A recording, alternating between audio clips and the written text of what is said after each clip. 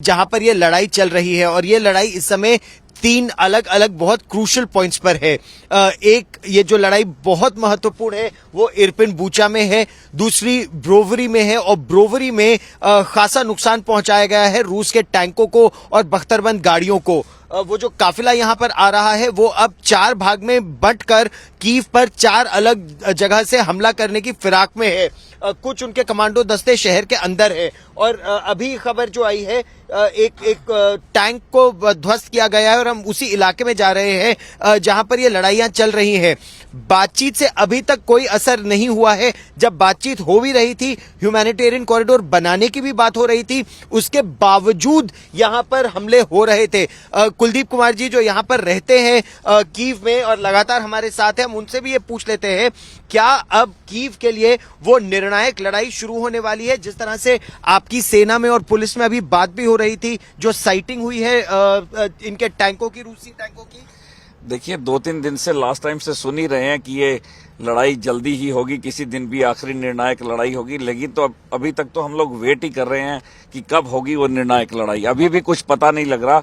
जैसे अमेरिका ने कहा है कि भाई 15 किलोमीटर दूर यहाँ से है फौज, लेकिन 15 किलोमीटर तो हमारा खुद कीव है, तो कहाँ है 15 किलोमीटर दूर? नहीं, लेकिन जैसे हम लोग ब्रोवरी में थे, ब्रोवरी में उनके टैंकों को ध्वस्त किया गया, यानी अब लड़ाई शहर तक आ गई है, 15 किलोमीटर से भी और अंदर आ गई है। नहीं, देखिए ब्रोवरी यहाँ से 30 किलोमीटर है सेंटर से, तो 30 किलोमीटर दूर लड़ाई है अभी। लेकिन जो कह रहे थे जो काफिला है 64 किलोमीटर लंबा, वो हमें कहीं दिखाई नहीं दिया। कल आप ब्रोवरी थे, कल आप तो आपने देखा तो नहीं कहीं पे भी हमें 64 किलोमीटर लंबा काफिला दिखाई दिया हो।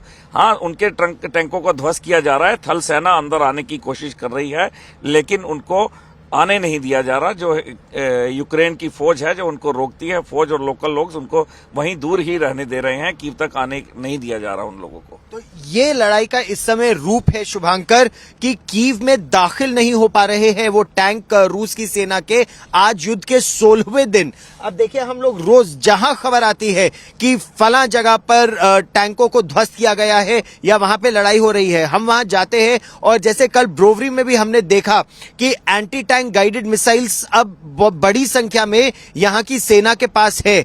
एक और जगह जहां हम देख रहे थे, उनके सिपाहियों से बात कर रहे थे शुभांकर, कुछ विदेशी रिटायर्ड सिपाही भी अब इनकी सेना में शामिल हो गए हैं और देशों के जो इन उपकरणों को चलाने में भली भांति सक्षम भी हैं, चाहे वो जैवलिन मिसाइलें हो या यूके और स्वीडन के साथ बनी एंटी टैंक मिसाइलें हो या कुछ ऐसे रॉकेट्स हो जो लगभग 800 मीटर से 4 किलोमीटर तक दूर टैंकों को ध्वस्त कर सकते हैं और उसका तोड़ अभी रूस की सेना के पास नहीं है। इसीलिए जो निर्णायक लड़ाई है ये शहर के अंदर अभी नहीं आ पाई है। डेनिप्रो बहुत महत्वपूर्ण है। डेनिप्रो एक इंडस्ट्रियल हब है, डेनिप्रो एक रेल हब है, उसको टारगेट कर रही है रूस की सेना अब। तो शांति वार्ता तो निरंतर चल भी रही है, इनकंक्लूसिव रहती है, यानी कोई ठोस नतीजा नहीं निकल पाता, लेकिन प्रयास ये होता है कि ह्यूमैनिटेरियन कॉरिडोर अगर बन जाए तो जो वृद्ध हैं, महिलाएं हैं, गर्भवती महिलाएं हैं, बच्चे हैं, वो निकल जाएं और रसद सामग्री खाने और दवाइयों के तौर पर वो इन इलाकों में चले जाए। लेकिन उससे ज्यादा आगे बात नहीं बन पा रही क्योंकि रूस अपनी शर्तों पर कायम है, चाहे वो सत्ता परिवर्तन की शर्त हो, चाहे ना नेटो का हिस्सा बने ये देश वो शर्त हो, या फिर डॉनबास के पूरे इलाके को और क्रीमिया को अब रूस का हिस्सा मान लिया जाए या स्वतंत्र मान लिया जाए, वो बात हो। और इस पर कभी नरम कभी गरम नजर आते हैं राष्ट्रपति ज़ेलेंस्की और यहाँ की सरकार। और कुलदीप जी, क्या यही वजह है कि ये बातचीत आगे नहीं बढ़ पा रही? बातचीत होती तो है लेकिन वो शांति प्रक्रिया नहीं शुरू हो पाती। बातों में तो शांति प्रक्रिया शुरू होती है लेकिन एक्चुअल में ग्राउंड पे नजर नहीं आती। वहां पे बोलते हैं अभी रोकेंगे, सीज फायर करेंगे, लेकिन यहाँ पे उसी हिसाब से बमबारी होती नजर आती है। तो मुझे नहीं लगता कि कंप्रोमाइज के मुझे कोई हालात अभी तक नजर नहीं आ रहे हैं। जो उनकी डिमांड्स हैं वो यूक्रेन नहीं मानेगा, जो यूक्रेन चाहता है वो कभी रशिया नहीं मानेगा। या तो निर्णायक लड़ाई होगी या फिर मुझे नहीं मालूम कि इसका फ्यूचर क्या होगा, अंत क्या निकलेगा यहाँ का। और ये यहाँ के लोगों को ना बात शुभांकर खासा परेशान करती है क्योंकि अब 16 दिन हो गए हैं, 16 दिन से जनजीवन अस्त व्यस्त है। लाखों लोग ये शहर छोड़कर, ये देश छोड़कर और देशों में जा चुके हैं। उनका पूरा जीवन पूरी तरह से अस्त व्यस्त हो गया है। और कितने समय तक ये चलेगा?